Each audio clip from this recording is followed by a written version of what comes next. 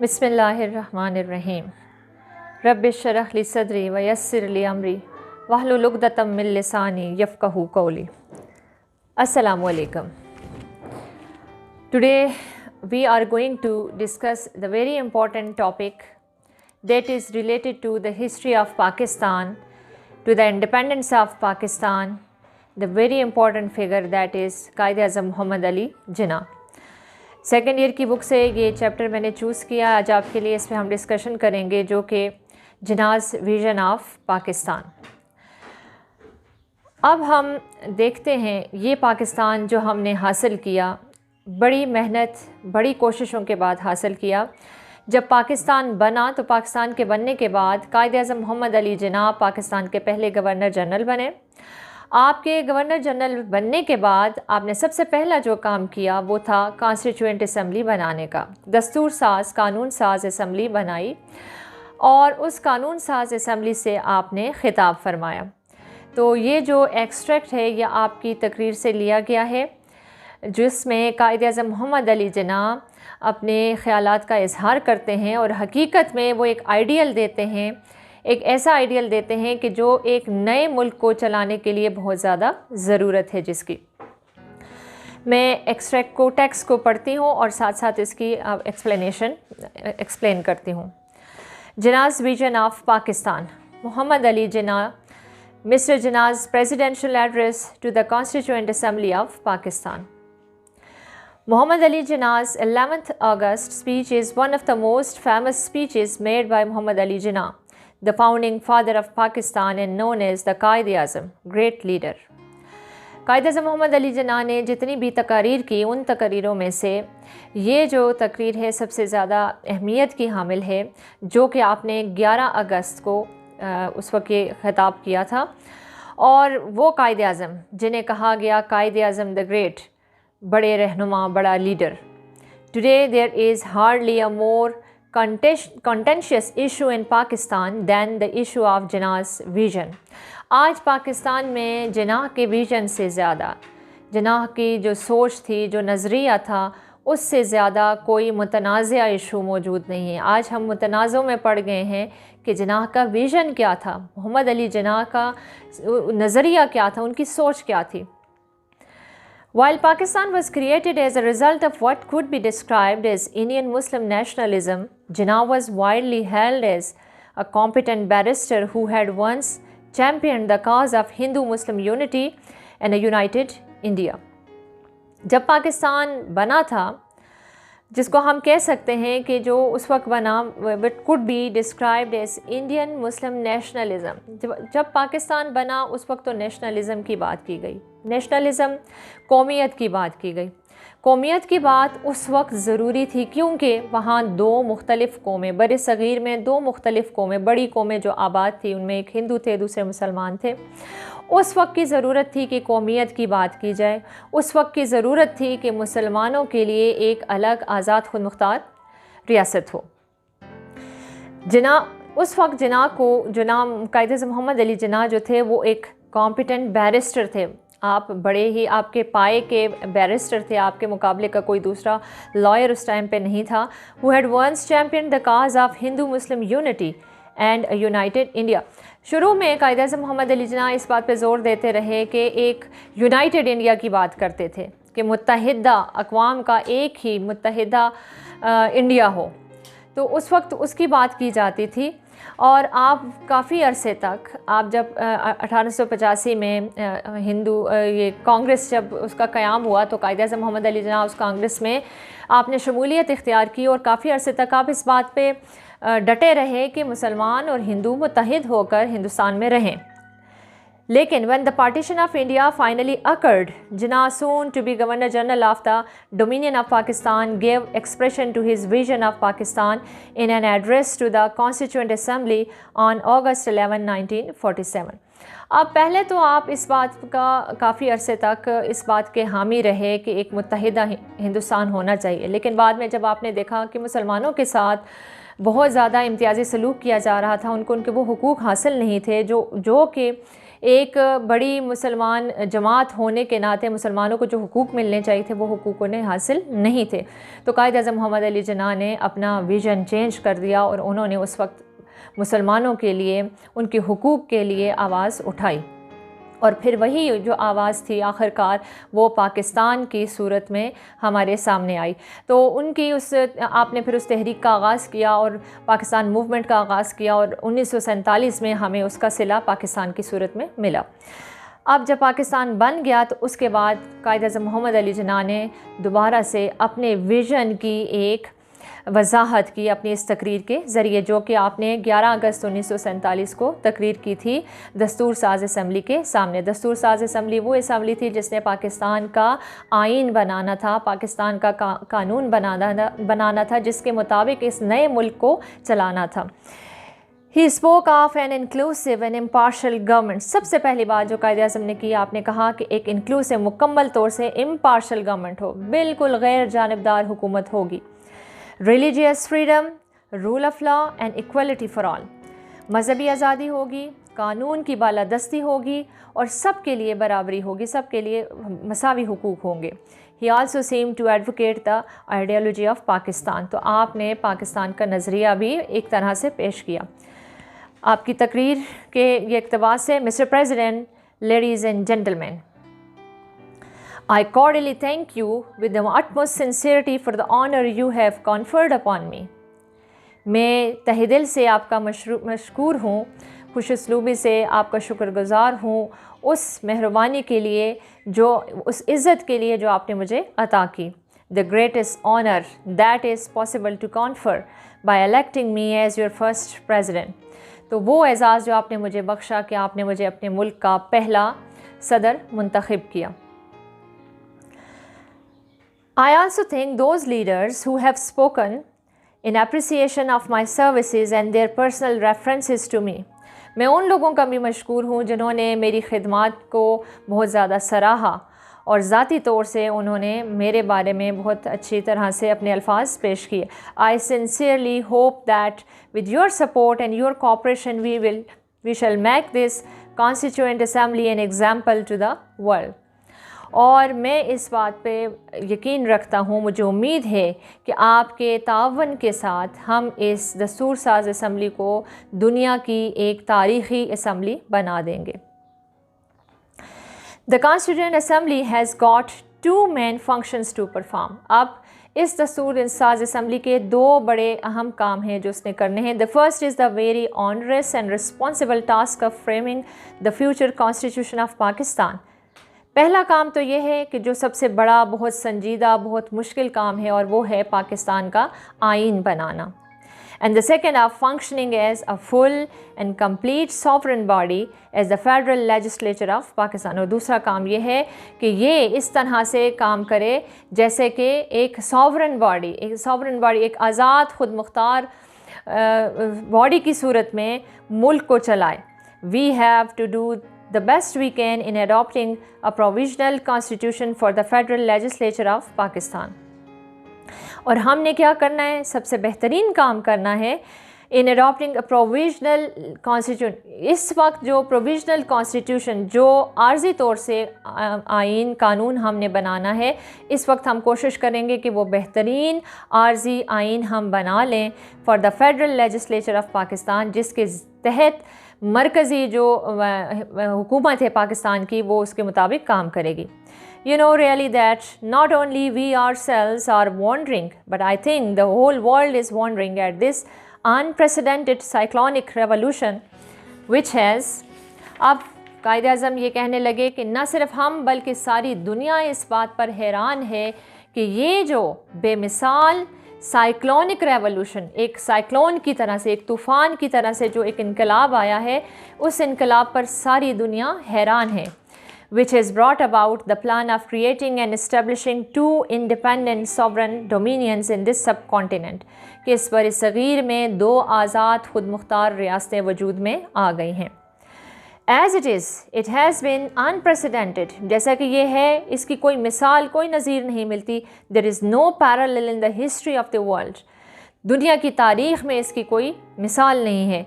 This mighty subcontinent with all kinds of inhabitants has been brought under a plan which is titanic, unknown, unparalleled. तो ये जो एक बहुत बड़ा ये सब कॉन्टिनेंट बर सग़ीर जो है जिसमें हर तरह के बाशिंदे रहते हैं और वो जो कौमें हैं वो एक बहुत बड़े टाइटैनिक की तरह, टाइटैनिक एक बहुत बड़े तूफ़ान की तरह से जिसकी कोई मिसाल नहीं है, ये एक तब्दीली का इसमें आ गई है. And what is very important with regard to it is that we have achieved it peacefully. और सबसे अहम बात इसमें यह है कि हमने इसे बड़े पुरअमन तरीके से हासिल कर दिया है. Greatest possible that is and bye means of N evolution of the greatest possible character, एक ऐसे इनकलाब के ज़रिए हासिल किया है जिसे हम कह सकते हैं मुमकिना करदार का ये हसूल है. यानी एक पुरअमन तरीके से दो आज़ाद रियासतों का वजूद दुनिया में आ गया है बग़ैर बहुत बड़ी जंगों के. तो ये एक बहुत बड़ी कामयाबी है. Dealing with our first function in this assembly, I cannot make any well-considered pronouncement at this moment. अब जहाँ तक इस assembly की बात है, मैं इसमें इससे ज़्यादा जो गौर करने वाली बात है उसका ऐलान करता हूँ इस लम्हे पर. But I shall say a few things as they occur to me. तो कुछ बातें मैं कहूँगा जो इस वक्त सबसे ज़्यादा ज़रूरी हैं. The first and the foremost thing that I would like to emphasise is this, remember that. सबसे ज़्यादा ज़रूरी बात जिसमें मैं ज़ोर दे रहा हूँ और वो ये है कि याद रखो, you are now a sovereign legislative body. अब आप एक आज़ाद खुद मुख्तार कानून साज बॉडी हैं. And you have got all the power, और आपके पास तमाम ताकत मौजूद है. It therefore places on you the gravest responsibility as to how you should take your decision. अब आप पे सबसे ज़्यादा ये बड़ी ज़िम्मेदारी आयद होती है कि आप किस तरह से अपने फ़ैसले लेंगे. The first observation that I would like to make is this. You will no doubt agree with me that the first duty of a government is to maintain law and order.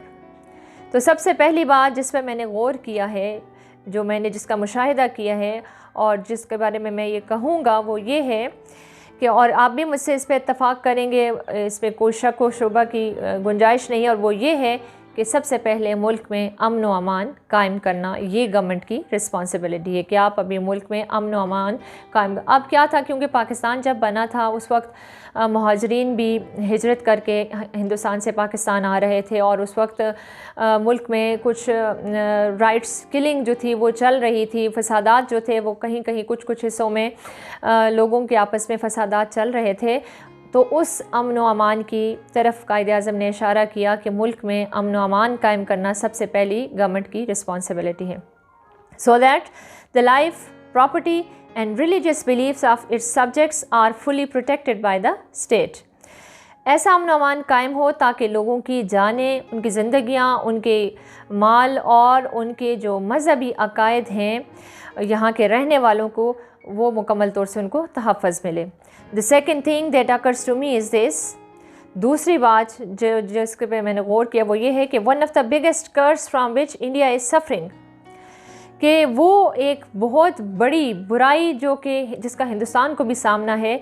I do not say that other countries are free from it, और मैं ये भी नहीं कहता कि दूसरे मुल्क इससे आज़ाद हैं और वो क्या है, but I think our condition is much worse. लेकिन मैं ये समझता हूँ कि हमारा हाल इसमें ज़्यादा बुरा है, इज़ ब्राइबरी एंड करप्शन. और वो क्या चीज़ है कि रिश्वत, करप्शन, ये जो नासूर है जो इंडिया में फैला हुआ है, हमारे मुल्क के भी उससे हालात ज़्यादा अच्छे नहीं हैं, यहाँ पे भी हालात बुरे हैं. That really is a poison, ये हकीकत में एक जहर है.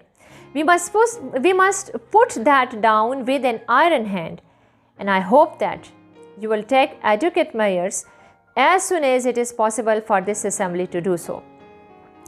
तो हमें इसके साथ सख्ती से पेश आना है और मुझे उम्मीद है कि आप इसके लिए ज़रूरी इक़दामात करेंगे जहाँ तक मुमकिन हो सके. इस असेंबली के लिए वो इसके लिए इक़दामात करें. द नेक्स्ट थिंग, तो पहली बात कायद-ए-आज़म ने क्या फरमाया कि सबसे पहले मुल्क में अमन व अमान कायम करें ताकि लोगों की जानो माल को तहफ़्फ़ुज़ मिल सके, ताकि उनके मज़हबी उनको जो मसाइल हैं उनमें उनको कोई परेशानी का सामना ना हो। और दूसरी बात जो आपने की कि मुल्क में जो करप्शन का नासूर है जैसे हिंदुस्तान में फैला हुआ है, यहाँ पर भी उसके कोई अच्छे हालात नहीं हैं, तो उसको मुकम्मल तौर से जहाँ तक मुमकिन हो उसको कंट्रोल करें, उसको ख़त्म करें। The next thing that strikes me is this, here again it is a legacy which has been passed on to us. तो ये भी एक विरासत है जो हमें विरसे में मिली है। Along with many other things good and bad has arrived this great evil, the evil of nepotism and jobbery. तो एक और चीज़ जो हमें विरसे में मिली है वो क्या है, वो है सिफारिश और ज़ाती मफाद, जिसे हम कहते हैं कि अपने ज़ाती मफाद के लिए काम करना, सिफारिश करना। I want to make it quite clear that I shall never tolerate any kind of jobbery, nepotism or any influence directly or indirectly brought to bear upon me. तो मैं इस बात को बिल्कुल वाज़ेह करना चाहता हूँ कि मैं बिल्कुल भी बर्दाश्त नहीं करूँगा किसी किस्म की भी रिश्वत को, सिफारिश को या किसी किस्म की भी ज़ाती मफाद के लिए काम करने को, चाहे वो डायरेक्टली मुझसे ताल्लुक़ रखता हो या ना रखता हो, मैं इसको बर्दाश्त नहीं करूँगा। Whenever I will find that such a practice is in vogue or is continuing anywhere, low or high, I shall certainly not countenance it. तो जहाँ कहीं भी मुझे कहीं इल्म हुआ कि इस किस्म की जो प्रैक्टिस है वो आम है, लोग इस तरह से कर रहे हैं या इस तरह से सिफारिश या रिश्वत का सिलसिला जारी है कहीं नीचे सतह पर या ऊपर बाला सतह पर, मैं इसको बिल्कुल भी बर्दाश्त नहीं करूँगा। I know there are people who do not quite agree with the division of India and the partition of the Punjab and Bengal. मैं जानता हूँ कि ऐसे भी लोग हैं कि जो इंडिया की तकसीम से खुश नहीं हैं और इसी तरह से बंगाल और पंजाब की तकसीम से भी खुश नहीं हैं। Much has been said against it. बहुत कुछ इसके बारे में ख़िलाफ़ कह दिया गया है। But now that it has been accepted, it is the duty of every one of us to loyally abide by it and honorably act according to the agreement which is now final and binding on all. लेकिन अब तकसीम हो चुकी है, अब जब सब कुछ फ़ैसला हो चुका है तो हमें भी मुकम्मल तौर से इससे एग्री करना चाहिए और एक अच्छे तरीके से उस पर अमल करना चाहिए जो कि हमारे दरमियान मुआहदा तय पा चुका है और ये फ़ाइनल है और हम सब इस पे हमें ज़रूरत है कि हम इस पर पाबंद रहें। But you must remember, as I have said, that this mighty revolution that has taken place is unprecedented. लेकिन आप सबको ये याद रखना चाहिए कि ये जो एक बहुत बड़ा इनकलाब आया है इसकी कोई मिसाल दुनिया में मौजूद नहीं है। One can quite understand the feeling that exists between the two communities, wherever one community is in majority and the other is in minority. और वो लोग इस बात को समझ सकते हैं कि इस बात का एहसास रख सकते हैं कि जो दो कम्युनिटीज़ के दरमियान जो फ़र्क है, जहाँ पर एक जो है वो अक्सरियत में है और दूसरी कम्युनिटी जो है वो माइनॉरिटी में है। But the question is whether it was possible or practicable to act otherwise than what has been done. लेकिन सवाल ये है कि क्या इसके अलावा कोई और तरीका था या इसके अलावा कोई किसी और तरीके से कोई और हल था जो कुछ हुआ है, यानी तकसीम के अलावा कोई और सलूशन था क्या इस बात का? यकीनन नहीं था। तकसीम के अलावा कोई और हल नहीं था क्योंकि इससे पहले कायदे-आज़म उनके इत्तेफाक के लिए, उनकी यूनिटी के लिए कोशिश कर चुके थे, लेकिन ये मुमकिन नहीं था। इसी वजह से फिर तकसीम का फ़ैसला किया गया। So a division has to take place on both sides in Hindustan and Pakistan. There are sections of people who may not agree with it. तो फिर तकसीम की गई। दोनों तरफ पाकिस्तान और हिंदुस्तान में ऐसे बहुत से लोग हैं कि जो इससे इत्तेफाक नहीं करते होंगे, who may not like it, जिन्हें ये पसंद नहीं आई होगी। But in my judgment there was no other solution and I am sure the future history will record its verdict in favor of it. और लेकिन मेरे ख़्याल में इससे बेहतरीन कोई फ़ैसला नहीं हो सकता था और मुझे यकीन है कि आने वाली तारीख़ इस बात पर गवाह होगी कि इससे बेहतरीन कोई और नतीजा नहीं हो सकता था। And what is more, it will be proved by actual experience as we go on that it was the only solution of India's constitutional problem. और जैसे जैसे वक्त गुज़रता जाएगा हमें अपने तजुर्बात से इस बात का एहसास हो जाएगा कि इंडिया की जो आइन का जहाँ तक मसला था उसको हल करने के लिए इसके सिवा, तकसीम के सिवा और कोई चारा नहीं था. All the same, now any idea of a united India could never have worked, and in my judgment it would have led us to terrific disaster. दूसरा कोई नज़रिया जिसमें हम कहते कि मुत्तहिदा हिंदुस्तान की बात करते, मेरे ख़्याल से ऐसा कोई फ़ैसला जो था वो बिल्कुल नाकाम था और वो कभी भी काम ना करता और it would have led us to terrific disaster. नतीजे में तबाही ही होती और कुछ ना होता. May be that view is correct. May be हो सकता है कि ये नज़रिया सही हो, may be it is not, हो सकता है ना हो, that remains to be seen. लेकिन वक्त आएगा तो ये देखा जाएगा. हो सकता है बाज़ लोगों के लिए ये फ़ैसला दुरुस्त हो, बाज़ लोगों के लिए ना हो, लेकिन वक्त आने पे ये पता चल जाएगा. और हम देखते हैं कि हकीकत में मुसलमानों को जो उस वक्त मसाइल का सामना था, आज वो मसाइल हमारे मुसलमानों के लिए एटलीस्ट नहीं हैं. Any idea of a united India? So maybe he says that all the same in this division it was impossible to avoid the question of minorities being in one dominion or the other. अब इस तकसीम में जो सबसे बड़ा सवाल था वो ये था कि जो माइनॉरिटीज़ होंगी, वो अक़लियतें जो होंगी, वो एक डोमिनियन में रहेंगी या दूसरे में रहेंगी. So now that was unavoidable. There is no other solution. Now that we shall do. Now, if we want to make this great state of Pakistan happy and prosperous, we should wholly and solely concentrate on the well-being of the people. अब अगर हम इस मसले का हल चाहते हैं और अगर हम ये चाहते हैं कि पाकिस्तान खुशहाल हो और एक मज़बूत स्टेट बन जाए, तो इसके लिए हमें ज़रूरत है कि we should wholly and solely concentrate on the well being of the people, कि हम लोगों की फ़लाह के लिए मुकम्मल तौर से सोचें और उस पर काम करें. And specially of the message and the poor, ख़ासकर आवाम के लिए और गरीब लोगों के लिए. If you will work in cooperation forgetting the past, burying the hatchet, you are bound to succeed. अगर आप अपने एक दूसरे से मिलजुल कर काम करें और अपने माजी को भूल जाएं और वो जो आपके दरमियान खला था उसको अगर आप ख़त्म कर दें, आप यकीनन कामयाब हो जाएंगे. If you change your past and work together in a spirit that every one of you, no matter to what community he belongs, no matter what relation he had with you in the past, no matter what is his color, caste or creed, is first, second and last a citizen of this state with equal rights, privileges and obligations, that will be no end to the progress you will make.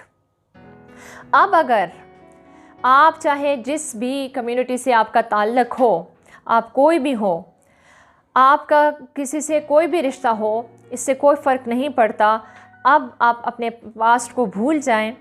जो भी आपका रंग है, जो भी ज़ात है, जो भी नस्ल है, आपकी सबसे पहली और आखिरी बात यह है कि आप पाकिस्तान के शहरी हैं और इसके शहरी होने के नाते आपको बराबर हुकूक, बराबर मरात और आप पर बराबर फ़राइज़ या ज़िम्मेदारियाँ हैं. और इसके there will be no end to the progress. इसके नतीजे में आप देखेंगे कि मुल्क इतनी तरक्की करेगा कि उसकी कोई हद नहीं होगी अगर आप इत्तेफाक से एक दूसरे के साथ रहेंगे. I cannot emphasize it too much. We should begin to work in that spirit, and in the course of time all these angularities of the majority and the minority communities, the Hindu community and the Muslim community, become even. As regards Muslims, you have Pathans, Punjabis, Shias, Sunnis and so on. And among the Hindus you have Brahmins, Vishwanas, Khatris, also Bengalis, Madrasis and so on will vanish. तो मैं इस बात पर ज़्यादा ज़ोर नहीं दूँगा. हमें मिलकर काम करना चाहिए एक जज्बे के साथ, और इसी टाइम में ये जितनी मुखालिफत हैं इन सब के दरमियान ये ख़त्म हो जाएंगी, चाहे वो माइनॉरिटी कम्युनिटी है या मेजॉरिटी कम्युनिटी है, चाहे वो मुसलमान है या हिंदूज़ हैं. अगर हम मुसलमानों को भी देखें तो मुस्लिम्स में भी हमारे पास पठान हैं, पंजाबीज़ हैं, शिया हैं, सुन्नी हैं और कई बहुत सारे इस तरह के मुख्तलिफ़ फ़िरके हैं। एंड इसी तरह अगर हम हिंदुओं में देखें तो उनके भी ये कास्ट से मुख्तलिफ़ तरह की ब्राह्मण, शूद्र, वैश्य, क्षत्रिय और इसके अलावा बंगालीज़ हैं, मद्रासी हैं, ये सब मौजूद हैं। लेकिन अगर हम मिलजुल कर मुत्तफ़िक होकर इत्तेहाद के साथ काम करेंगे तो ये सब कुछ ख़त्म हो जाएगा। इंडीड ये तमाम ये जो तफरीक है ज़ात पात की, रंग और नस्ल की, ये सब ख़त्म हो जाएगी। Indeed if you ask me, this has been the biggest hindrance in the way of India to attain freedom and independence. तो अगर आप मुझसे पूछें तो ये सबसे बड़ी रुकावट रही है हिंदुस्तान में आज़ादी हासिल करने में। और यही वो बात थी, we would have been a free people long ago, वरना हम काफ़ी अरसा पहले हम एक आज़ाद लोग होते। अगर हम इन बातों से आज़ाद हो जाएं तो हम आज़ाद कौम, आज़ाद लोगों की तरह रह सकेंगे। किन बातों से आज़ाद हो जाएं? ये ज़ात पात की तकसीम से अगर हम आज़ाद हो जाएं। No power can hold another nation, especially a nation of 400 million souls in subjection. कोई ताकत भी किसी कौम को कैद में नहीं रख सकती, अपने काबू में नहीं रख सकती, ख़ास करके वो कौम जिसके 400 मिलियन लोग हों। Nobody could have conquered you. कोई आपको फ़तह नहीं कर सकता था।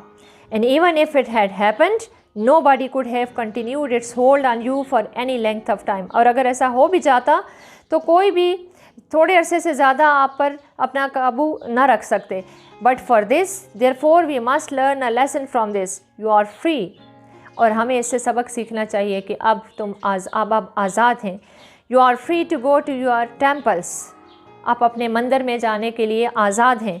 You are free to go to your mosque or to any other place of worship in this state of Pakistan. Pakistan की इस रियासत में आप अपने मंदिर में जाने के लिए आज़ाद हैं, आप मस्जिद में जाने के लिए आज़ाद हैं, या चाहे कोई भी दूसरा आपकी इबादत की जगह है, आप वहाँ जाने के लिए आज़ाद हैं।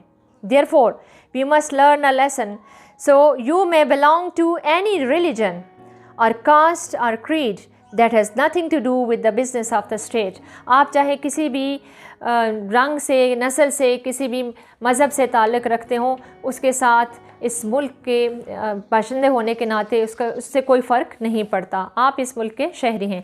Now I think we should keep that in front of us as our ideal. तो हमें अपने सामने ये नज़रिया रखना चाहिए। अब कायद-ए-आज़म ने अपने नज़रिए का निचोड़ दे दिया कि यहाँ पर सबसे पहले अमन व अमान हो, रिश्वत ना हो, कोई भी किसी किस्म की सिफारिश ना हो, ज़ाती मफाद की बात ना हो। फिर इसके बाद कायद-ए-आज़म मोहम्मद अली जिन्ना ने इत्तेफाक और इत्तेहाद की बात की और इस बात पे ज़ोर दिया कि पाकिस्तान बनना ज़रूरी था, क्योंकि हिंदू मुस्लिम इत्तेफाक नहीं हो सकता था। एक तरफ मेजॉरिटी थी, दूसरी तरफ माइनॉरिटी थी।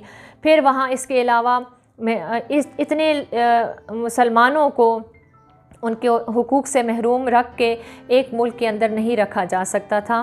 फिर आप माइनॉरिटीज़ की बात करते हैं कि इस मुल्क में जो माइनॉरिटीज़ रहती हैं उनको बराबर के हुकूक हासिल हैं, उनको हुकूक हासिल हैं, वो अपने इबादत गाहों में जाने के लिए आज़ाद हैं, वो आज़ादी से अपनी ज़िंदगी बसर कर सकते हैं। तो अब हकीकत में कायद-ए-आज़म ने एक नज़रिया पेश कर दिया। And you will find that in the course of time Hindus would cease to be Hindus and Muslims would cease to be Muslims. Not in the religious sense, because that is the personal faith of each individual, but in the political sense as citizens of the state. तो अगर इन्हीं बातों पर अमल किया जाए तो कायद-ए-आज़म फरमाने लगे कि वो वक्त आएगा कि जब हिंदू हिंदू नहीं रहेगा और मुसलमान मुसलमान नहीं रहेगा।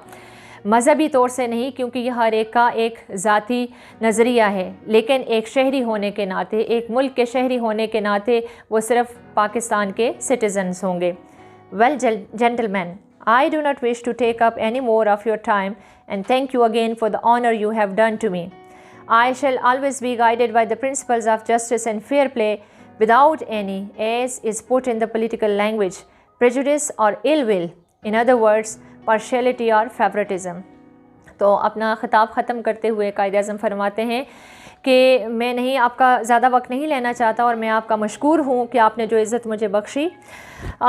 मैं हमेशा, मेरे ये उसूल रहेंगे जस्टिस के एंड फेयर प्ले और इंसाफ के and without any as is put in the political language, जैसे कि सियासी ज़बान में कहा जाता है, प्रेजुडिस और इल विल, यानी बग़ैर आप पे किसी किस्म के प्रेशर के, इन अदर वर्ड्स पार्शियलिटी और फेवरेटिज़म, यानी बग़ैर जब आप पर किसी एक की तरफ आपका ज़्यादा रुझान हो या किसी एक को आप फेवर करें। My guiding principle will be justice and complete impartiality. तो मेरे जो उसूल होंगे वो मुकम्मल तौर से इंसाफ पे मबनी होंगे और बग़ैर गैर जानबदारी पे होंगे। And I am sure that with your support and cooperation I can look forward to Pakistan becoming one of the greatest nations of the world. और मुझे यकीन है कि आपके कोऑपरेशन के साथ, आपके तावन के साथ मैं पाकिस्तान को दुनिया की एक अजीम कौम के तौर पर देख रहा हूँ।